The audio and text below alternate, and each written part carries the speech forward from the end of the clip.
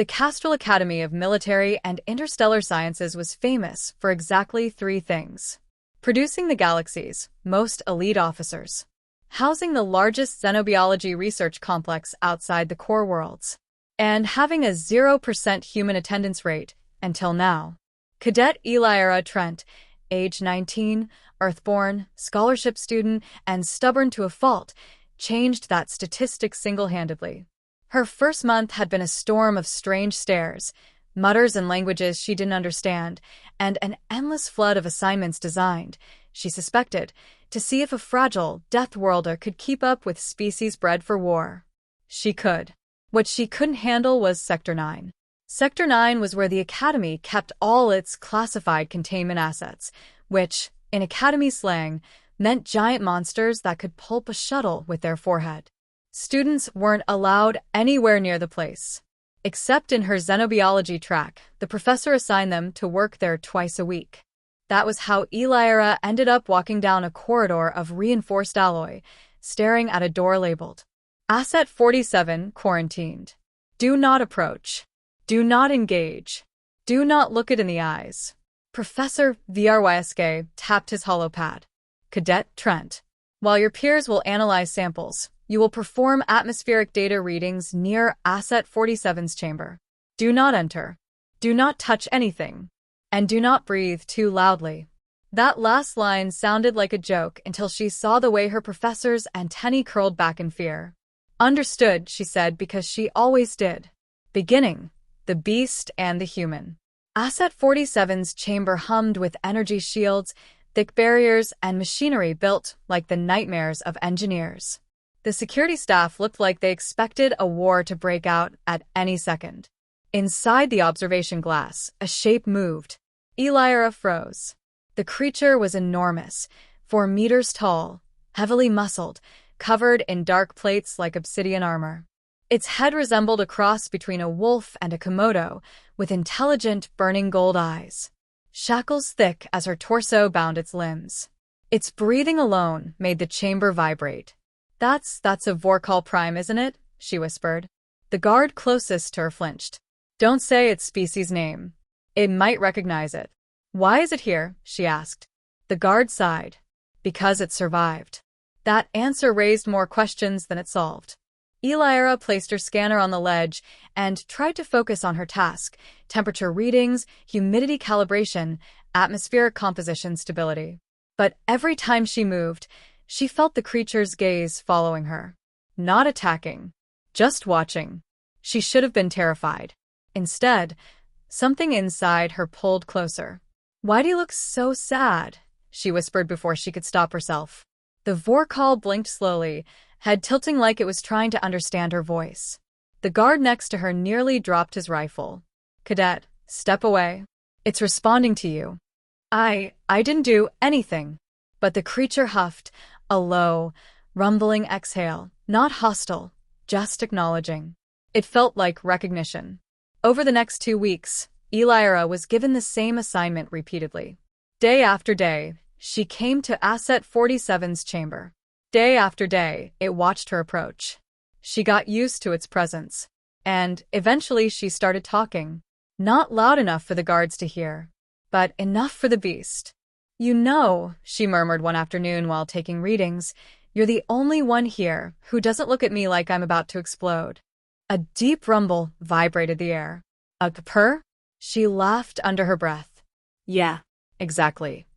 Whenever she arrived, the Vorkal stood the moment it sensed her. Whenever she left, it lowered itself back down again. It should have scared her. It didn't, because she could feel it too, some strange, primal bond forming in the air, like two creatures from death worlds recognizing each other across evolution's divide. But she couldn't know yet how deep that recognition would one day run. Not until the night everything broke loose. The breakout. The alarm started during night cycle. Elyra was halfway through an engineering lecture revision when the lights turned red and the dorm's intercom blared. Containment failure. All students report to safe zones immediately. The hallway erupted into chaos. Dozens of species scrambling, shouting, panicking. But Elyra wasn't thinking of safety. She was thinking of Asset 47, the creature watching her with quiet intelligence, the creature chained by fear, the creature that everyone here had always treated like a weapon. Her legs moved before she could reason her way out of it. Sector 9 was in lockdown mode, doors sealed, guards rushing in every direction. She reached the entrance just as a containment blast echoed down the hall, followed by a roar that rattled the very foundations of the building. "Fall back," someone yelled. It broke through the first layer. IT. As if it were anything but a living thing. A living thing that had been tortured with isolation. Elira ducked behind a console just as the reinforced wall down the corridor shook. Once, twice, then exploded outward in a storm of metal shards. The Vorkal Prime stepped through. Free. Terrifying. Bleeding. Its shackles hung broken around its limbs like snapped chains of silver. Guards raised plasma rifles. Elira burst from cover. "Stop. Don't shoot." Every head turned, including the monster's. Its golden eyes widened. And then something happened the guards did not expect. The beast lunged, not toward them, toward her. She didn't even have time to scream.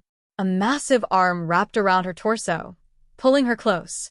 A shield of obsidian-plated muscle covered her just as plasma fire lit the hallway. The Vorkal roared, an earth-shaking, bone-deep sound, and crouched around her like a fortress built of living stone. What are you doing?" she whispered, trembling. The beast rumbled, low and protective. The guards hesitated, utterly shocked. "It's using the human as a shield." "No," another guard stammered. It's protecting her?" Elira looked up at the creature clinging to her like a mother shielding its cub. "I don't understand," she whispered, voice shaking. "Why me?" The answer came in the form of a single, careful gesture. The Vorkal lowered its head and touched its forehead gently to hers. A bond. A declaration. A choice. She wasn't merely the first human it had seen. She was the first being who had spoken to it like a person. And to the Vorkal, that meant everything. Chaos consumed Sector 9. The creature tore through automated drones, smashed defense turrets, and shielded Elira from every blast. At no point did it harm a single sapient life form, not even the guards firing at it. It fought like a guardian, not a predator. Professor VRYSK and 3 commanders intercepted them at Corridor D. VRYSK's antennae twitched wildly. Cadet Trent, move away from the beast.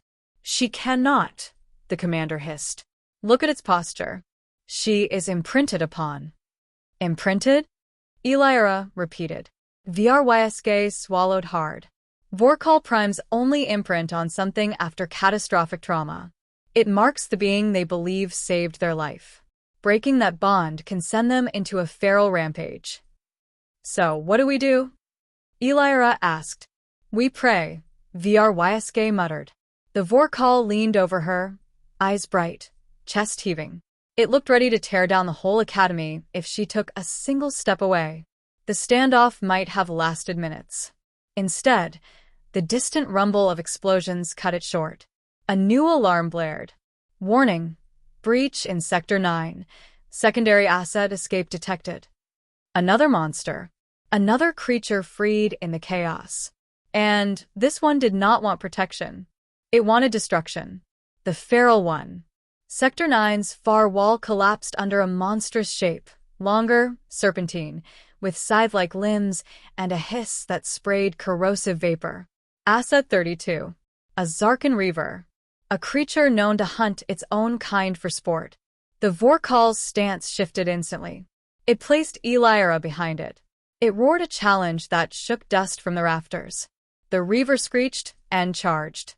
The collision was like 2 starships ramming each other. Metal groaned. Lights shattered. The shockwave knocked Elira to the floor. She scrambled backward as the 2 monstrosities tore into each other. Claws, fangs, armor plates slamming with bone-shredding violence. Elira looked at VRYSK. "We have to help it. We cannot fight creatures like that," VRYSK snapped. "We're barely qualified to observe them, but it's protecting us." "Precisely," the commander said sharply. "If it dies, The Reaver will slaughter everyone here. That was all Elira needed. She grabbed a fallen plasma cutter from the ground, rewired its output to overload, and sprinted toward the Reaver. Cadet Trent, stop. But she was human. Humans didn't stop. Not when someone they cared about was in danger. She slid under the Reaver's slashing limbs and jammed the plasma cutter directly into its exposed thorax joint. The explosion threw her across the floor. The Reaver shrieked, staggering back. The Vorkal took the opening, pouncing, ripping, tearing, until the creature went limp, collapsing in a heap of bioacidic ichor. Elira groaned, coughing, vision spinning. She heard claws scraping toward her. She braced for pain, but massive arms wrapped around her gently, lifting her like something precious. The Vorkal held her close, rumbling anxiously. "I'm okay," she whispered, touching its arm. The rumbling softened, becoming a purr again, a relieved one. And the choice of the beast.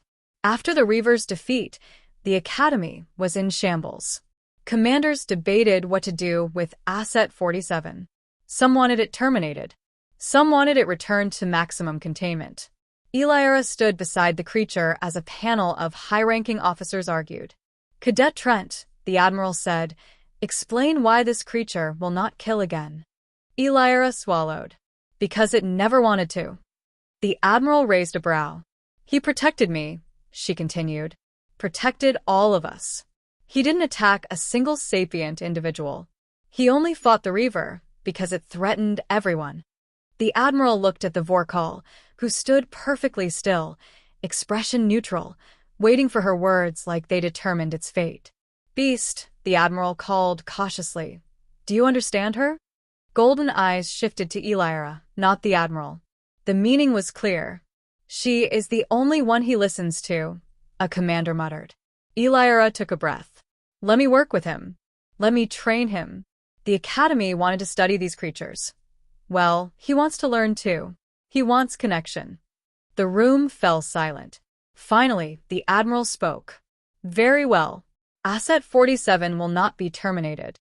Elira exhaled in relief. "But," the Admiral continued, "it will be placed under one condition." She stiffened. "What condition?" "You, Cadet Trent, will be assigned as his handler. His presence, actions, and safety will be your responsibility. Should he endanger anyone, your career ends and his life ends." Elira nodded, without hesitation. "I accept." The Vorkal tilted its head, studying her face. Then it gently placed one massive hand on her shoulder, like it had accepted too. Epilogue: Guardian of the Human. In the weeks that followed, life at the Academy changed.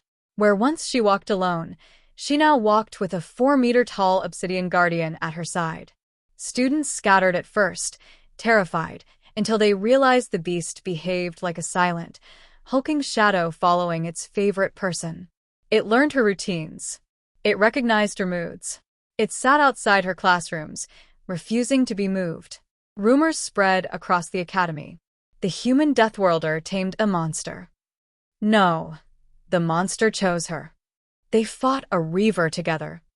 "I heard," she touched its forehead and lived. By the time midterm evaluations arrived, they had become inseparable. Elira often sat in the courtyard during evening cycle, legs dangling over a bench, while the Vorkal lay beside her like an enormous guardian dog. "You know," she said softly one night, "I still don't know what to call you." The beast blinked, then rumbled thoughtfully. She smiled. "I'll figure it out." The Vorkal shifted closer, curling around her in that protective circle she had once feared but now found comforting. "Thank you," she whispered, "for choosing me." The creature closed its eyes, releasing a deep, peaceful purr. Academy officials observed from afar, whispering about implications, research, military applications, ethical concerns. But the two of them, human and monster, did not care. Because in a galaxy of empires, wars, and politics, something far simpler mattered more. A beast had broken free. And instead of destroying everything, it chose to guard the human like its own. The first bond of its kind, but not the last. Because wherever humans walked in the galaxy, someone somewhere always chose them.